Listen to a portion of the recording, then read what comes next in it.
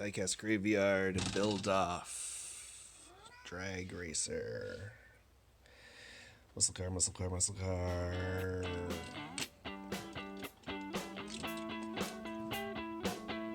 close enough.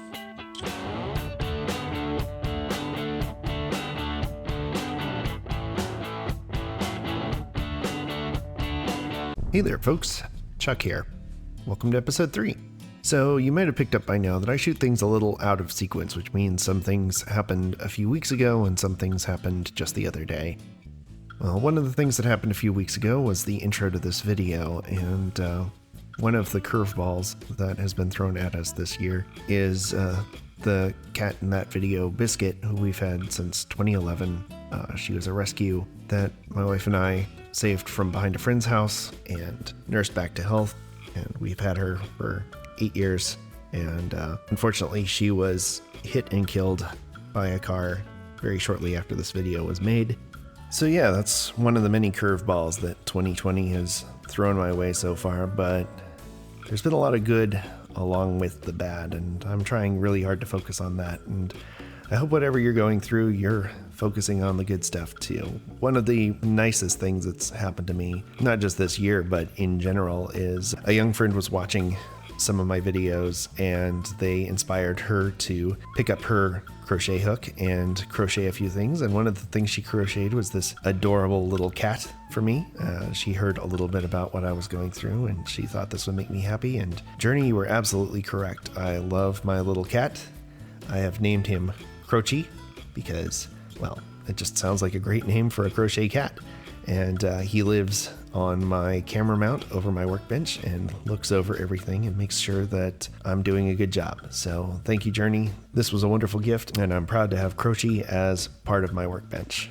So that bit of business in mind, let's go on to episode 3. So today we've got a challenge that was thrown down by Diecast Graveyard. He challenged us to build a drag car or gasser. I decided to go a little outside of the box, and I wanted to do a beat-up bracket racer, kind of like my friends used to take to Run What You Brung night at DeSoto Speedway in Manatee County. For $20, you could drive whatever you wanted if it passed tech, and some of these cars just barely passed tech. And I wanted to turn a land yacht into those beater bracket racers with the shoe polish on the windshield and the slicks that were in the trunk and were brought out for the race.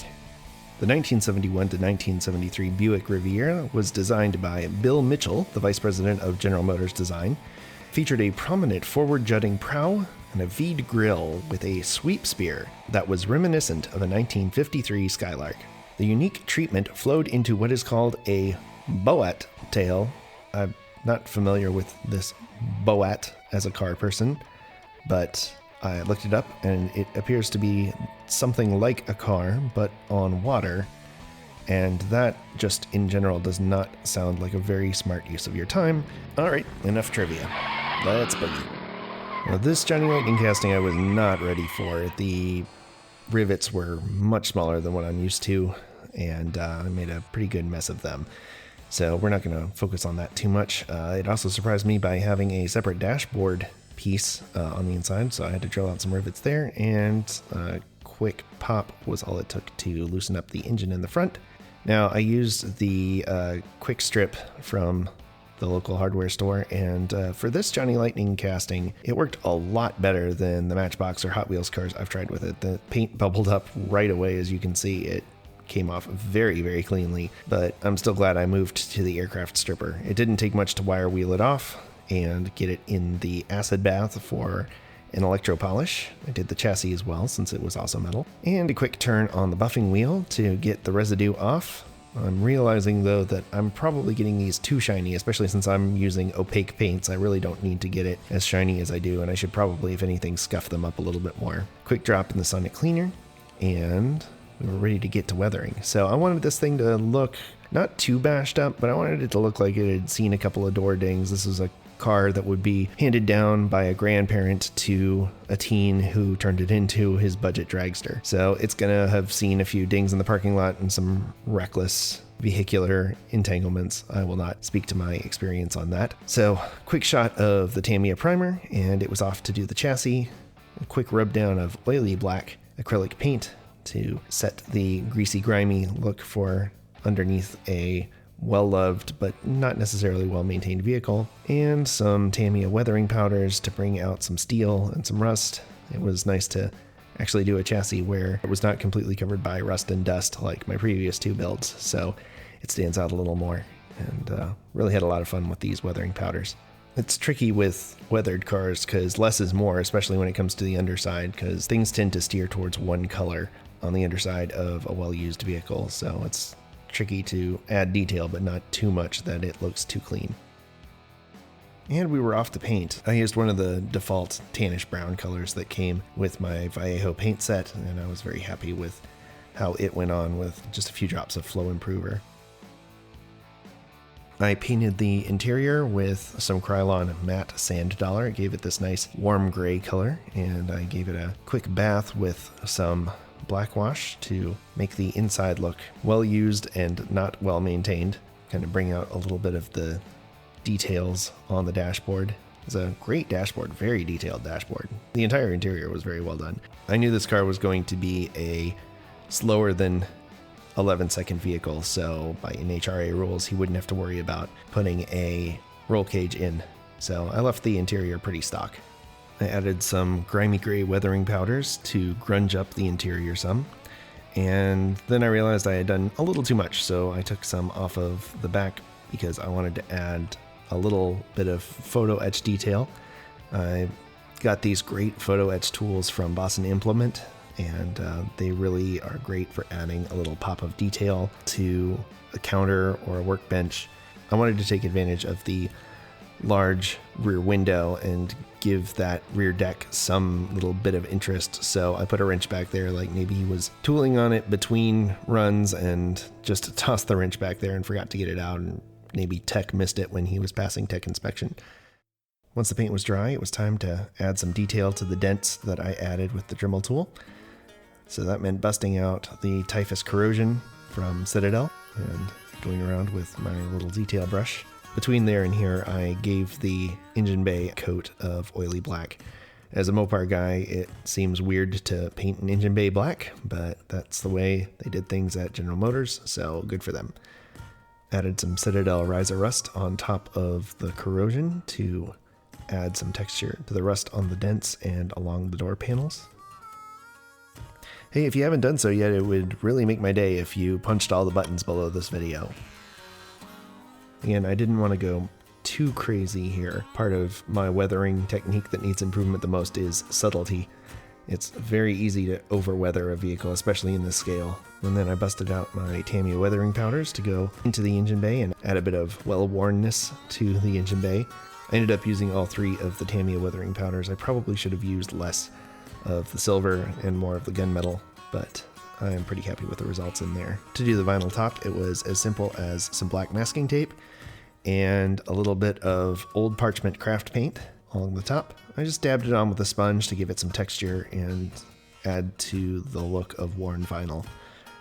And I knew that I was going to do chrome trim around the windows and along the back of the vinyl roof anyway, so it didn't have to be perfect. Once I had all of the edges and the texture how I liked, I cleaned things up with a damp brush just to brush off the excess paint, even though I was pretty sure it was going to get covered anyway. And I cut a tiny, tiny strip of bare metal foil to go across the roof and join up with the side trim. And then it was time for my leaky friend, the Molotov pen. I'm thinking after this I'm going to stick to the Molotov refills and just use paintbrushes, because while the finish is excellent on this chrome, the pens are just not cutting it for me. At least the small one isn't. The 2mm and the 4mm are fine, but the 1mm is where these would be the most useful, and unfortunately it's the one that seems to leak the most. Doing the trim on this one was fairly simple. It was pretty well pronounced, so it was easy to get the bumpers and the lines around the windshield and the windows the first try, which was good because I needed a win with these pens.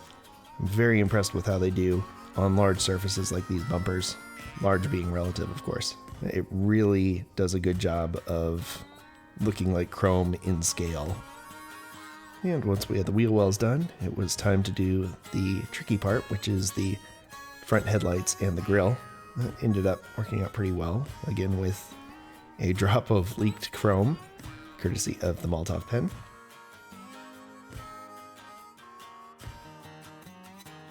You do have to watch this paint though, because it does dry very slowly.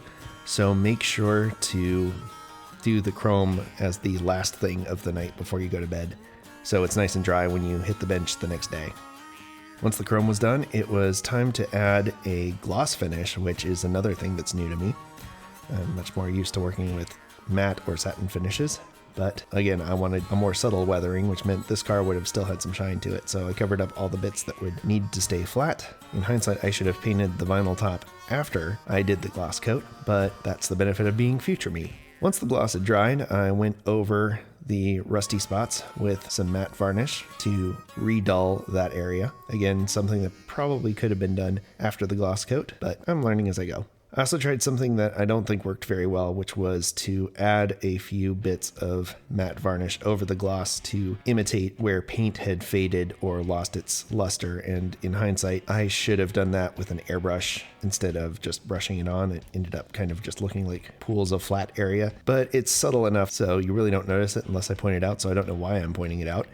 But it was something I tried, and I think in the future I will use an airbrush to get a partially dulled effect on the paint. I do like this matte varnish because it does apply very nicely with a brush, and I went over the vinyl top and the engine bay to seal them up. I got out the brown Gundam panel line marker, and that really helped the panel lines stand out. I really liked how the brown marker turned out against the dark tan of this car. I think black would have been a bit much. The brown gives it just enough pop to make it look more like a shadow of the tan rather than just a black line. And with that, it was time to break out the caliper and get a few measurements to do the decals. Since these cars are known as land yachts, I wanted to give it an appropriate name with an appropriate 70s style font. So I was off to one of my favorite sites, dafont.com, and I found this amazing font and dropped it into Photoshop. Within a few minutes, I had a great side decal going. Once again, nod to my 90s childhood. I found an appropriate 1990s license plate from Florida and added that to my decal set. And since Florida allows for novelty license plates on the front, I took that advantage to add another touch of Florida to this vehicle. A little warm water and some microsol to set the decals. These license plates are a lot trickier than I thought they would be, but they really add a lot of detail to the build, and it's those little tiny things that help you stand out. So this engine had a interesting journey. It ended up somewhere on my garage floor, and I was pretty sure I had lost it. And after completely disassembling another Johnny Lightning Street Freak car, I dropped that motor, and it just happened to land next to the original motor that was on my garage floor. So here's the original motor again. After some silver as a base color, I added some orange details and some oyster white for the air cleaner and a Molotov chrome pen air filter lid, and it was ready to go. I almost made decals for the bracket racing numbers, and then I remembered these are hand-drawn, so why not hand paint them on the windshield myself? I'm not particularly good at painting lettering this small, but then most of the lettering I saw at bracket racing was kind of sloppily applied, so I felt it fit. I did some oily black on the underside of the body to tie the chassis together, and then it was just a matter of bringing some M2 slicks and some Greenlight GM wheels together, and I had a chassis that I was pretty happy with. Did a quick test fit and really liked how it turned out. Once the engine was installed, I gave everything a quick brown wash to add some oil and grime to the engine bay, and added a little black smudging and tarnished black to simulate some burned rubber that had been kicked up onto the back quarter panels. The posts were too small for the tap I have. I have a smaller tap coming, so I glued the car back together, and once it was all sealed up, covered the glue areas with some oily black, and added some paint and powders to tie everything together, and a little extra grimy gray to add just a little extra filth to the car. I think it turned out pretty subtle. Well, subtle for me anyway. Of all the weathering powders I have, grimy gray is by far my favorite, and it's very obvious by how much it's almost completely used up. I'm gonna miss that when it's gone. Add my signature decal and the 0003 number, and it was time to christen the boat. And again, here's what we started with. A 2016 issue Johnny Lightning Buick Riviera that I got at Ollie's for $3. And here's the result. I'm really happy with how the finish turned out on this. It's just the right amount of gloss to look like a used car paint job, and I really like how it catches the light. It's, again, unusual for me to use a gloss finish, but I'm glad I went with it for this go around. I had just enough time to send the pictures over to Diecast Graveyard for the contest, and I knew that there were going to be a lot of great builders, so I didn't have particularly high expectations for how I would do, especially considering I was barely on topic, and I knew Diecast Graveyard loves gassers, so I had a feeling he was going to go for a gasser, but it was fun to enter the contest anyways. And then one day I saw that he had released a video announcing the winners, and son of a gun, wouldn't you know it, look at that. I was genuinely like taken aback. I gasped because he had 5 winners, and I thought, oh, maybe I'll get into the top 5, and then the numbers kept climbing, and I was like, oh, well, I definitely didn't win. And yeah, I was totally not expecting that. I want to thank Diecast Graveyard again for allowing me to participate in this contest. If you haven't checked him out yet, I highly recommend giving his channel a subscribe. It's a lot of fun, and he works on a lot of really cool vintage diecast stuff, and he does some amazing customs, so be sure to check his work out. I'll have a link to his channel in the description below.